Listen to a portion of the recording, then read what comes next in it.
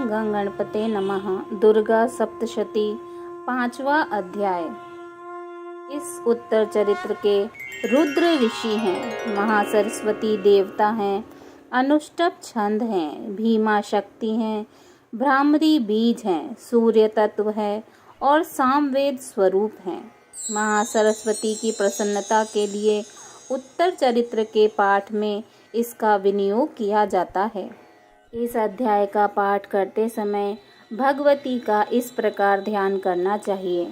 जो अपने कर कमलों में घंटा, शूल, हल, शंख, मूसल, चक्र, धनुष और बाण धारण करती हैं, शरद ऋतु के शोभा संपन्न चंद्रमा के समान जिनकी मनोहर कांति है, जो तीनों लोकों की आधारभूता और शुंभ आदि दैत्यों का नाश करने वाली हैं, तथा गौरी के शरीर से जिनका प्राकट्य हुआ है, उन महासरस्वती देवी का मैं निरंतर भजन करती हूँ।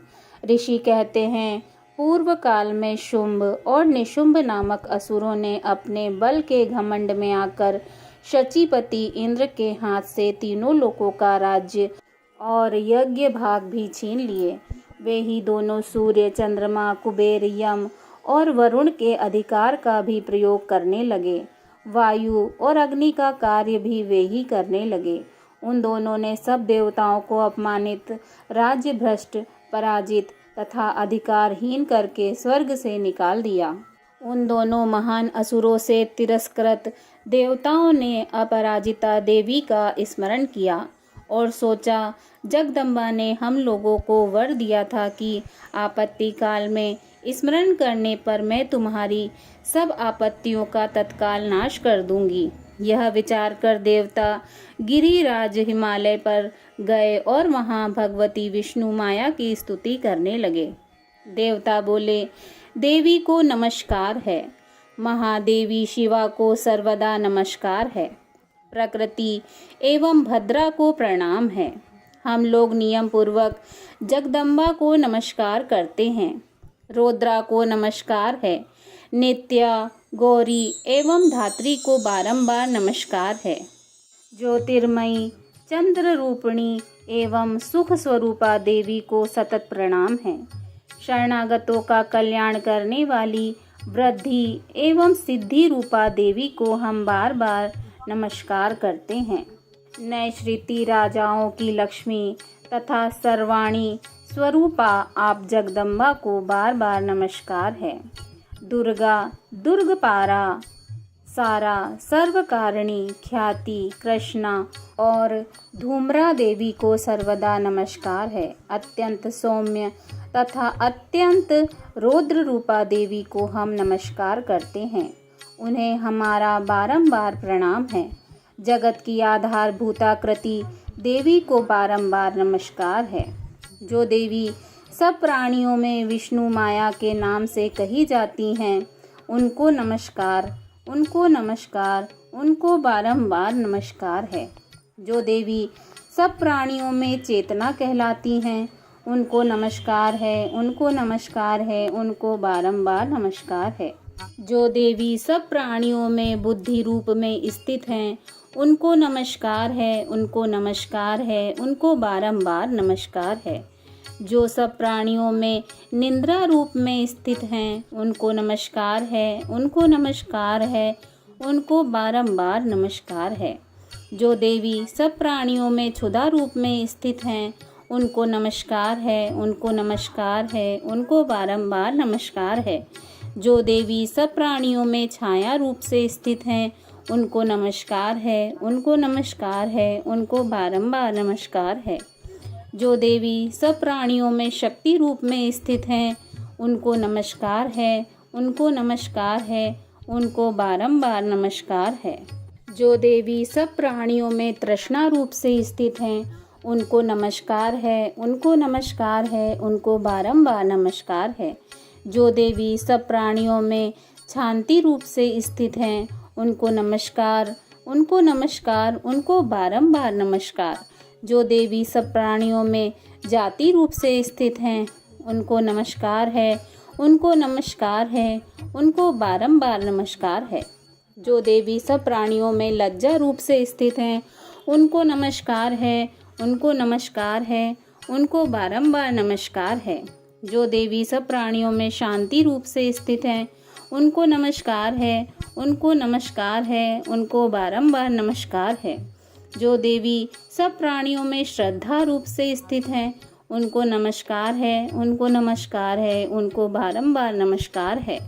जो देवी सब प्राणियों में कांति रूप से स्थित हैं, उनको नमस्कार है, उनको नमस्कार है, उनको बारंबार नमस्कार है। जो देवी सब प्राणियों में लक्ष्मी रूप में स्थित हैं, उनको नमस्कार है, उनको नमस्कार है, उनको बारंबार नमस्कार है। जो देवी सब प्राणियों में वृत्ति रूप में स्थित हैं, उनको नमस्कार है, उनको नमस्कार है, उनको बारंबार नमस्कार है। जो देवी सब प्राणियों में स्मृति रूप में स्थित हैं, उनको नमस्कार है, उनको नमस्कार है, उनको बारंबार नमस्कार है। जो देवी सब प्राणियों में दया रूप से स्थित हैं, उनको नमस्कार है, उनको नमस्कार है, उनको बारंबार नमस्कार है। जो देवी सब प्राणियों में दृष्टि रूप से स्थित हैं, उनको नमस्कार है, उनको नमस्कार है, उनको बारंबार नमस्कार है।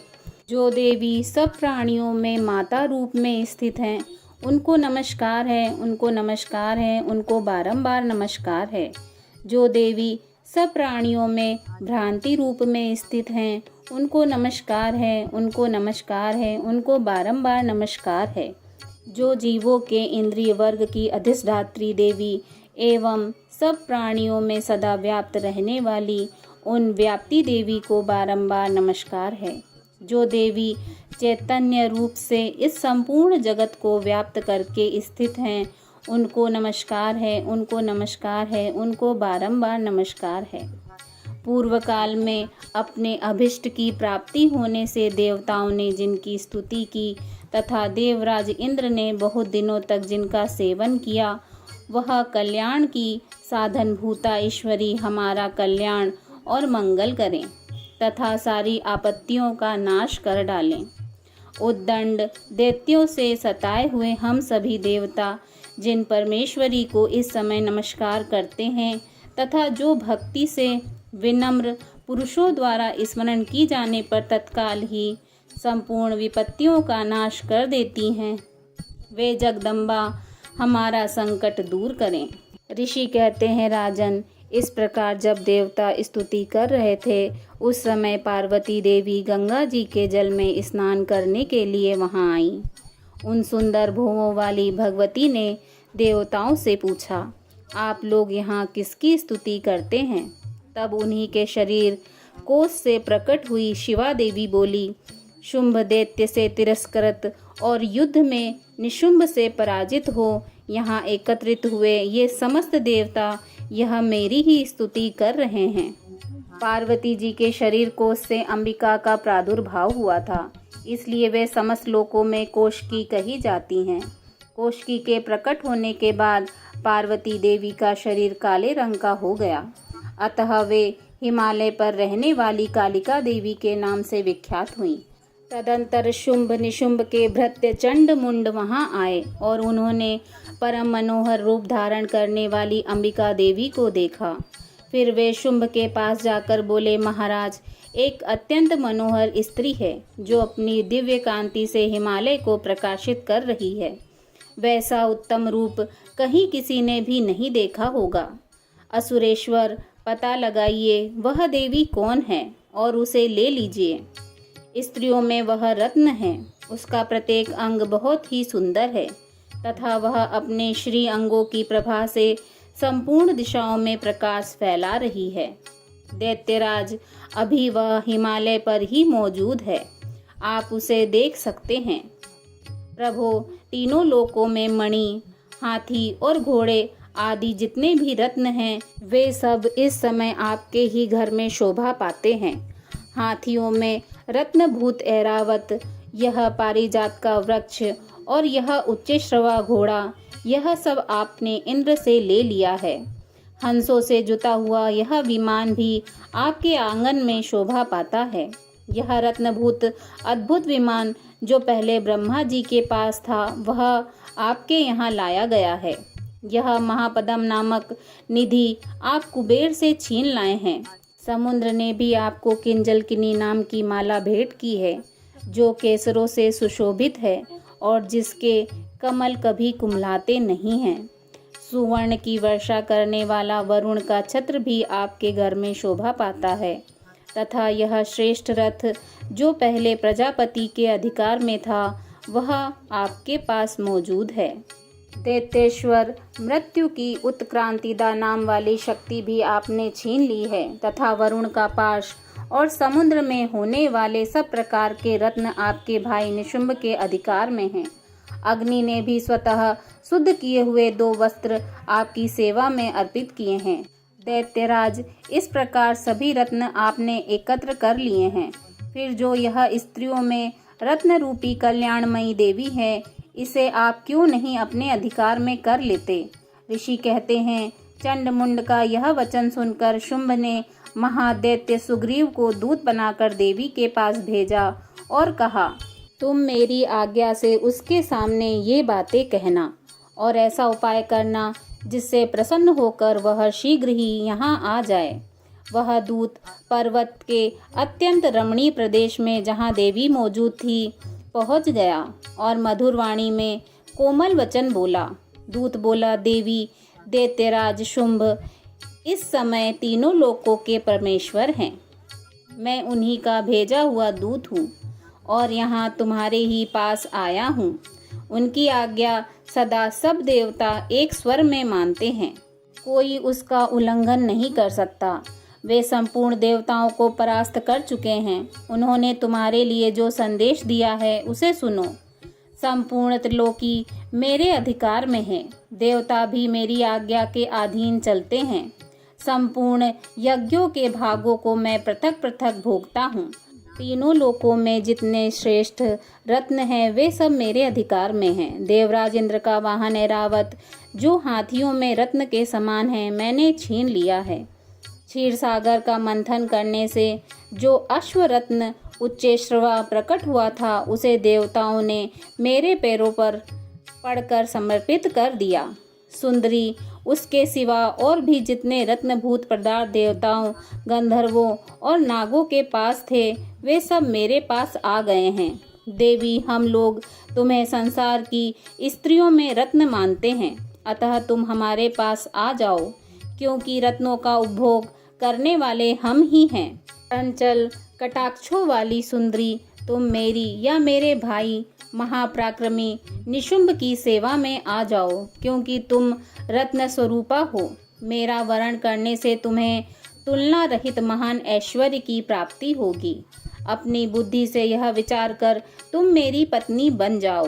ऋषि कहते हैं, दूत के यूं कहने पर कल्याणमयी भगवती दुर्गा देवी, जो इस जगत को धारण करती हैं, मन ही मन गंभीर भाव से मुस्कुराईं और इस प्रकार से बोली। देवी ने कहा, दूत, तुमने सत्य कहा है, इसमें तनिक भी मिथ्या नहीं है। शुंभ तीनों लोकों का स्वामी है और निशुंभ भी उसी के समान महापराक्रमी है, किंतु इस विषय में जो मैंने प्रतिज्ञा कर ली है, उसे मिथ्या कैसे करूं? मैंने अपनी अल्प बुद्धि के कारण पहले से जो प्रतिज्ञा कर रखी है, उसे सुनो। जो मुझे संग्राम में जीत लेगा, जो मेरे अभिमान को चूर्ण कर देगा, तथा संसार में जो मेरे समान बलवान होगा, वही मेरा स्वामी होगा। इसलिए शुंभ तथा महादैत्य निशुंभ स्वयं ही यहाँ पधारें और मुझे जीतकर शीघ्र ही मेरा पाणी ग्रहण कर लें। इसमें विलंब की क्या आवश्यकता है? दूत बोला, देवी, तुम घमंड में भरी हो, मेरे सामने ऐसी बातें न करो। तीनों लोकों में कौन ऐसा पुरुष है जो शुंभ निशुंभ के सामने खड़ा हो सके? देवी, अन्य दैत्यों के सामने भी सारे देवता युद्ध में नहीं ठहर सकते, फिर तुम अकेली स्त्री होकर कैसे ठहर सकती हो? जिन शुंभ आदि दैत्यों के सामने इंद्र आदि सब देवता भी युद्ध में खड़े नहीं हुए, उनके सामने तुम स्त्री होकर कैसे जाओगी? इसलिए तुम मेरे ही कहने से शुंभ निशुंभ के पास चली चलो। ऐसा करने से तुम्हारे गौरव की रक्षा होगी, अन्यथा जब वे केश पकड़कर घसीटेंगे, तब तुम्हें अपनी प्रतिष्ठा खोकर जाना पड़ेगा। देवी ने कहा, तुम्हारा कहना ठीक है। शुंभ बलवान है और निशुंभ भी बड़े पराक्रमी हैं, किंतु क्या करूं, मैंने पहले बिना सोचे समझे प्रतिज्ञा कर ली है। अतः अब तुम जाओ, मैंने तुमसे जो कुछ कहा है वह सब दैत्यराज से आदर पूर्वक कहना, फिर वे जो उचित जान पड़े करें। इस प्रकार श्री मार्कंड पुराण में सर्वाणिक मनवंतर की कथा के अंतर्गत देवी महत्य में देवी दूत संवाद नामक 5वां अध्याय पूरा हुआ। 6ठा अध्याय धूम्रलोचन वध। इस अध्याय का पाठ करते समय इस प्रकार देवी भगवती का ध्यान करना चाहिए। मैं सर्वगेश्वर भैरव के अंग में निवास करने वाली परमोत्कृष्ट पद्मावती देवी का चिंतन करती हूँ। वे नागराज के आसन पर बैठी हैं। नागों के फणों में सुशोभित होने वाली मणियों की विशाल माला से उनकी देहलता उद्भाषित हो रही है। सूर्य के समान उनका तेज है। 3 नेत्र उनकी शोभा बढ़ा रहे हैं।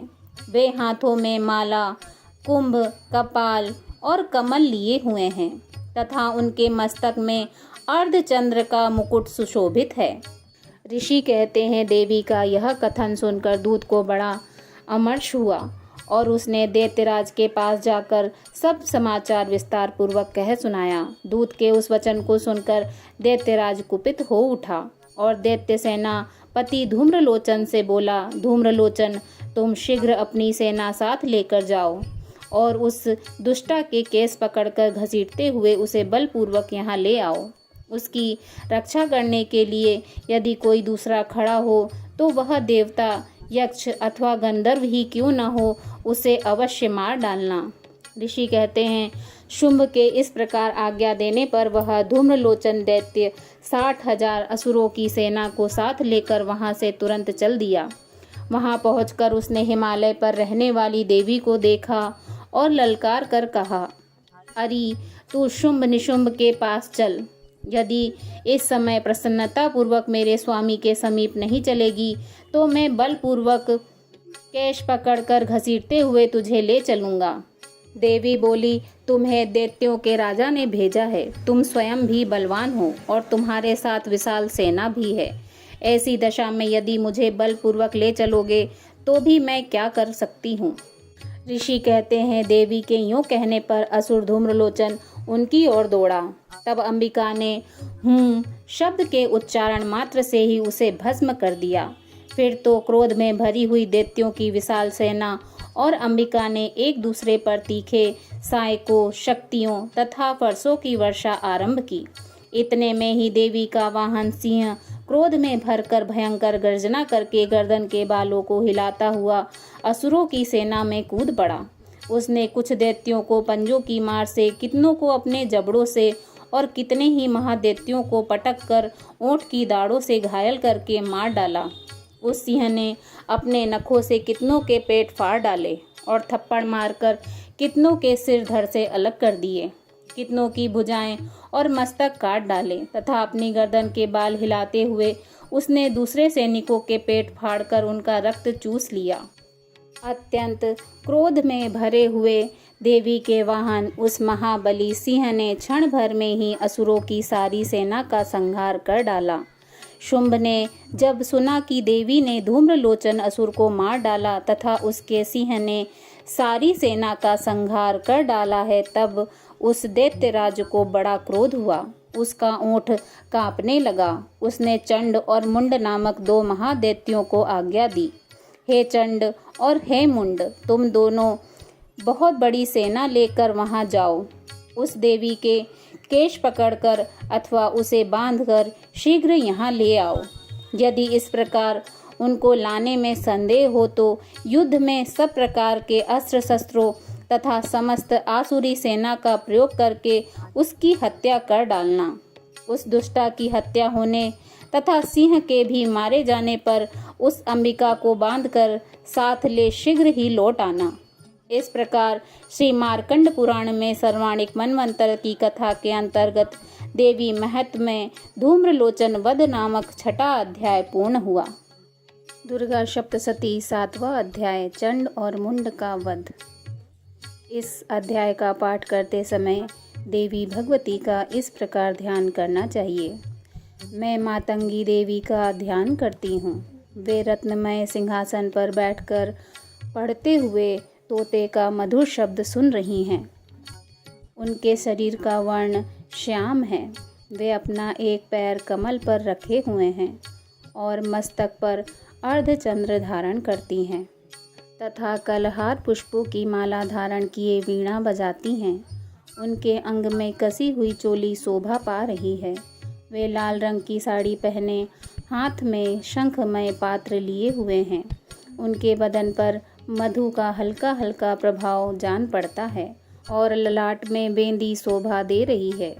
ऋषि कहते हैं, तदंतर शुंभ की आज्ञा पाकर वे चंड मुंड आदि दैत्य चतुरंगिणी सेना के साथ अस्त्र शस्त्रों से सुसज्जित हो चल दिए। फिर गिरिराज हिमालय के सुवर्णमय शिखर पर पहुंचकर उन्होंने सिंहासन पर बैठी देवी को देखा। वे मंद मंद मुस्कुरा रही थीं। उन्हें देखकर दैत्य लोग तत्परता से पकड़ने का उद्योग करने लगे। किसी ने धनुष तान लिया, किसी ने तलवार संभाली और कुछ लोग देवी के पास आकर खड़े हो गए। तब अंबिका ने उन शत्रुओं के प्रति बड़ा क्रोध किया। उस समय क्रोध के कारण उनका मुख काला पड़ गया, ललाट में भौहें टेढ़ी हो गईं और वहां से तुरंत विकराल मुख वाली काली प्रकट हुई, जो तलवार और पाश लिए हुए थी। वे विचित्र खटवाक धारण किए तथा चीते के चर्म की साड़ी पहने नरमुंडों की माला से विभूषित थीं। उनके शरीर का मांस सूख गया था, केवल हड्डियों का ढांचा था, जिससे वे अत्यंत भयंकर जान पड़ती थीं। उनका मुख बहुत विशाल था, जीभ लपलपाने के कारण वे और भी डरावनी प्रतीत होती थी। उनकी आंखें भीतर को धसी हुई और कुछ लाल थीं। वे अपनी भयंकर गर्जना से संपूर्ण दिशाओं को गुंजा रही थीं।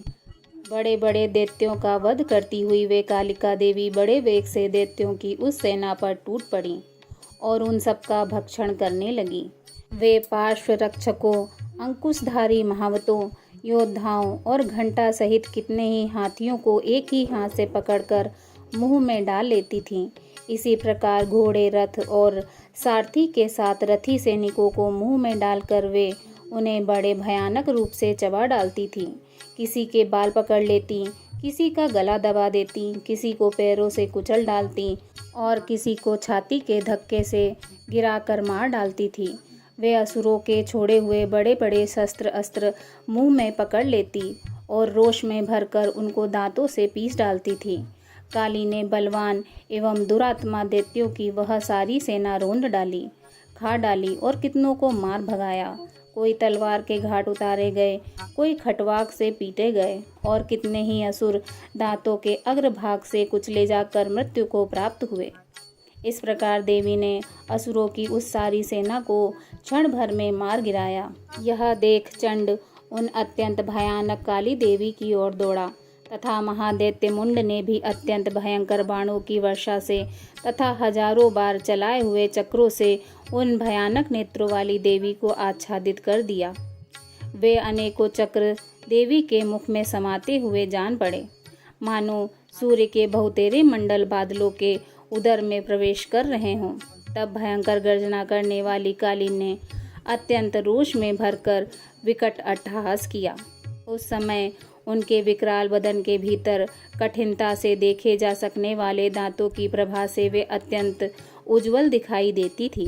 देवी ने बहुत बड़ी तलवार हाथ में ले हम का उच्चारण करके चंड पर धावा किया और उसके केश पकड़कर उसी तलवार से उसका मस्तक काट दिया। चंड को मारा गया देखकर मुंड भी देवी की ओर दौड़ा। तब देवी ने रोष में भरकर उसे भी तलवार से घायल करके धरती पर सुला दिया। महापराक्रमी चंड और मुंड को मारा गया देख मरने से बची हुई बाकी सेना भय से व्याकुल हो चारों ओर भाग गई। तदंतर काली ने चंड और मुंड का मस्तक हाथ में लिया और चंडिका के पास जाकर प्रचंड अट्टहास करते हुए कहा, देवी, मैंने चंड और मुंड नामक इन दोनों महापशुओं को तुम्हें भेंट किया है। अब युद्ध यज्ञ में तुम शुंभ और निशुंभ का स्वयं ही वध करना।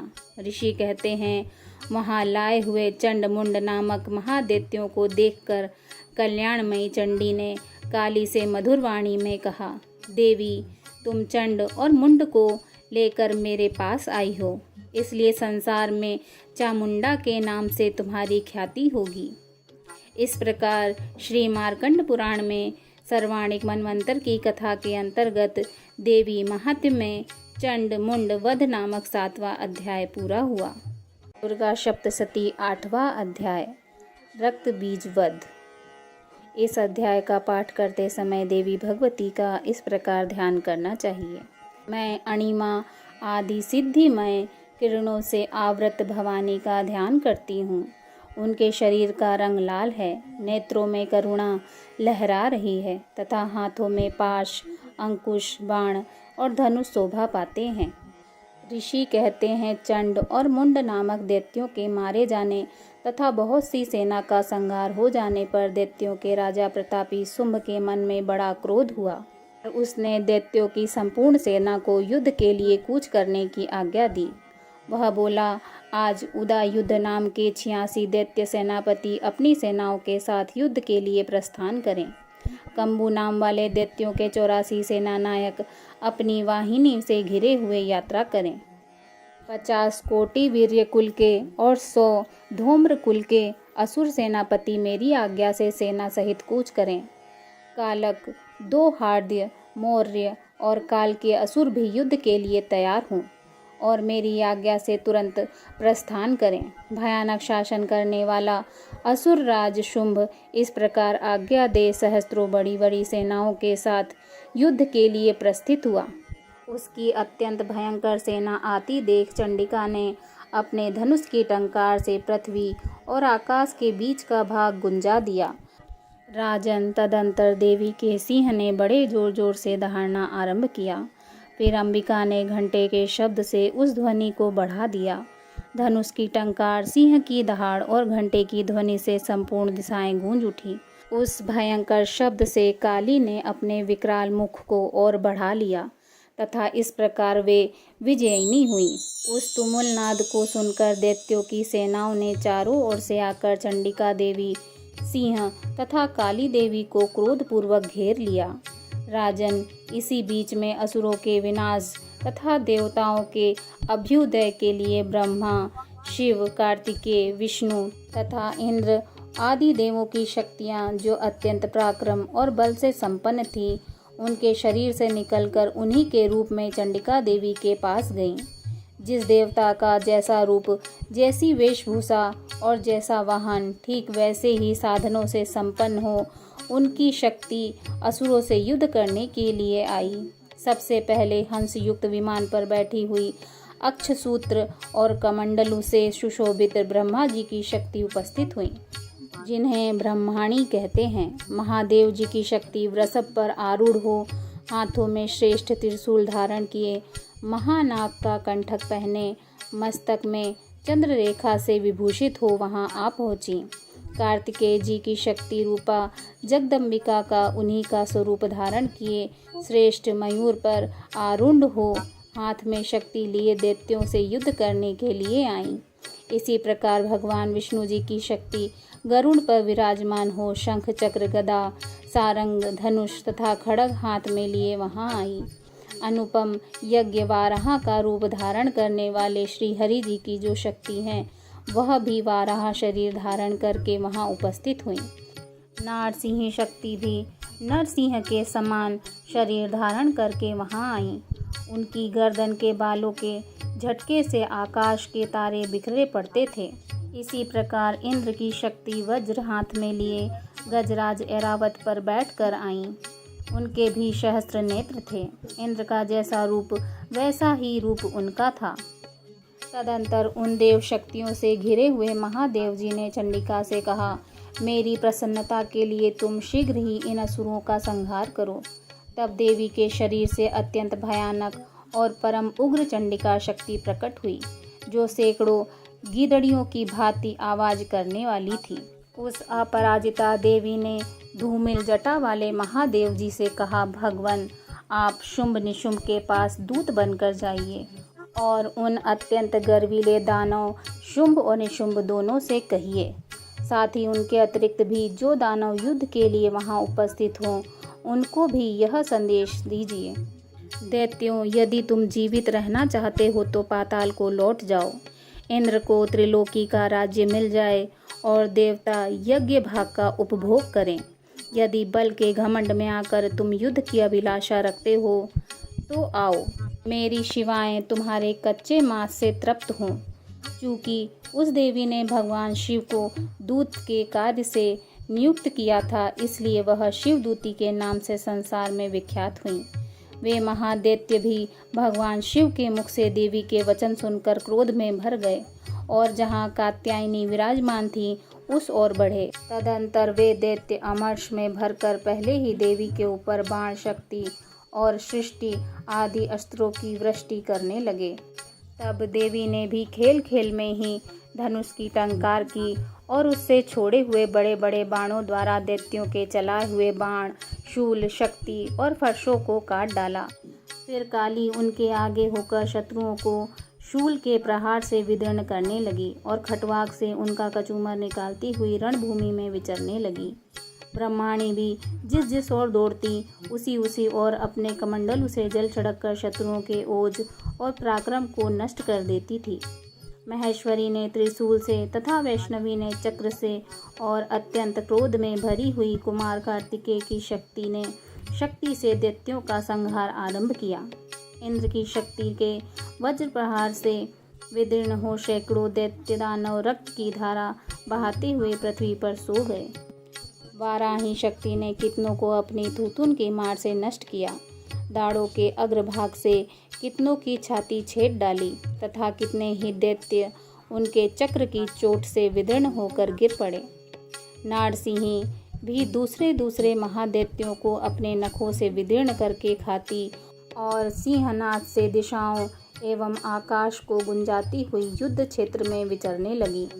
इतने ही असुर शिवदूती के प्रचंड अट्टहास से अत्यंत भयभीत हो पृथ्वी पर गिर पड़े और गिरने पर उन्हें शिवदूती ने उस समय अपना ग्रास बना लिया। इस प्रकार क्रोध में भरे हुए मातृगणों को नाना प्रकार के उपायों से बड़े बड़े असुरों का मर्दन करते देख दैत्य सैनिक भाग खड़े हुए।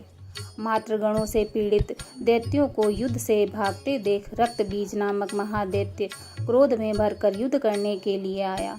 उसके शरीर से जब रक्त की बूंद पृथ्वी पर गिरती तब उसी के समान शक्तिशाली एक दूसरा महादैत्य पृथ्वी पर पैदा हो जाता। महासुर रक्त बीज हाथ में गदा लेकर इंद्र शक्ति के साथ युद्ध करने लगा। तब इंद्री ने अपने वज्र से रक्त बीज को मारा। वज्र से घायल होने पर उसके शरीर से बहुत सा रक्त पृथ्वी पर गिरने लगा और उससे उसी के समान रूप तथा पराक्रम वाले योद्धा उत्पन्न होने लगे। उसके शरीर से जितनी रक्त की बूंदें पृथ्वी पर गिरी उतने ही योद्धा उत्पन्न हो गए। वे सब रक्त बीज के समान ही वीर्यवान, बलवान तथा पराक्रमी थे। वे रक्त से उत्पन्न होने वाले पुरुष भी अत्यंत भयंकर अस्त्र शस्त्रों का प्रहार करते हुए महामात्रगणों के साथ घोर युद्ध करने लगे। पुनः वज्र के प्रहार से जब उसका मस्तक घायल हुआ तब रक्त बहने लगा और उससे हजारों पुरुष उत्पन्न हो गए। वैष्णवी ने युद्ध में रक्त बीज पर चक्र का प्रहार किया तथा इंद्री ने उस दैत्य सेनापति को गदा से चोट पहुंचाई। वैष्णवी के चक्र से घायल होने पर उसके शरीर से जो रक्त बहा और उससे उसी के बराबर आकार वाले सहस्त्रों महादैत्य प्रकट हुए। उनके द्वारा संपूर्ण जगत व्याप्त हो गया। कौमारी ने शक्ति से, वाराही ने खड्ग से और महेश्वरी ने त्रिशूल से महादैत्य रक्त बीज को घायल किया। क्रोध में भरे हुए उस महादैत्य रक्त बीज ने भी गदा से सभी मातृगण शक्तियों पर पृथक पृथक प्रहार किया। शक्ति और शूल आदि से अनेक बार घायल होने पर जो उसके शरीर से रक्त की धारा पृथ्वी पर गिरी उससे भी निश्चय ही सैकड़ों असुर उत्पन्न हुए। इस प्रकार उस महादैत्य के रक्त से प्रकट हुए असुरों द्वारा संपूर्ण जगत व्याप्त हो गया। इससे उन देवताओं को बड़ा भय हुआ। देवताओं को उदास देख चंडिका ने काली से शीघ्रतापूर्वक कहा, चामुंडे, तुम अपना मुख और भी फैलाओ तथा मेरे शस्त्रपात से गिरने वाले रक्त बिंदुओं तथा उससे उत्पन्न होने वाले महादैत्यों को तुम अपने इस उतावले मुख से खा जाओ। इस प्रकार रक्त से उत्पन्न होने वाले महादैत्यों का भक्षण करती हुई तुम रण में विचरती रहो। ऐसा करने से उस दैत्य का सारा रक्त क्षीण हो जाने पर वह स्वयं ही नष्ट हो जाएगा। उन भयंकर दैत्यों को जब तुम खा जाओगी तब दूसरे नए दैत्य उत्पन्न नहीं हो सकेंगे। काली से यूँ कहकर चंडिका देवी ने शूल से रक्त बीज को मारा और काली ने अपने मुख में उसका रक्त ले लिया। तब उसने महाचंडिका पर गदा से प्रहार किया, किंतु उस गदापात से देवी को तनिक भी वेदना नहीं पहुंची। रक्त बीज के घायल शरीर से बहुत सा रक्त गिरा, किंतु ज्यों ही वह गिरा त्यों ही चामुंडा ने उसे अपने मुख में ले लिया। रक्त के गिरने से काली के मुख में जो महादैत्य उत्पन्न हुए उनका भी उन्होंने भक्षण कर लिया और उन्होंने रक्त बीज का रक्त भी पी लिया। तदंतर देवी ने रक्त बीज को, जिसका रक्त चामुंडा ने पी लिया था, वज्र, बाण, खड्ग तथा सृष्टि आदि से मार डाला। राजन, इस प्रकार शस्त्रों के समुदाय से आहत एवं रक्तहीन हुआ महादैत्य रक्त बीज पृथ्वी पर गिर पड़ा। नरेश्वर, इससे देवताओं को अनुपम हर्ष की प्राप्ति हुई और मातृगण उन असुरों के रक्तपान के मद से उद्धत सा होकर नृत्य करने लगी। इस प्रकार श्री मार्कंडेय पुराण में सर्वाणिक मनवंतर की कथा के अंतर्गत देवी महात्म्य में रक्त बीज वध नामक 8वां अध्याय पूरा हुआ। प्रेम से बोलिए जय माता की।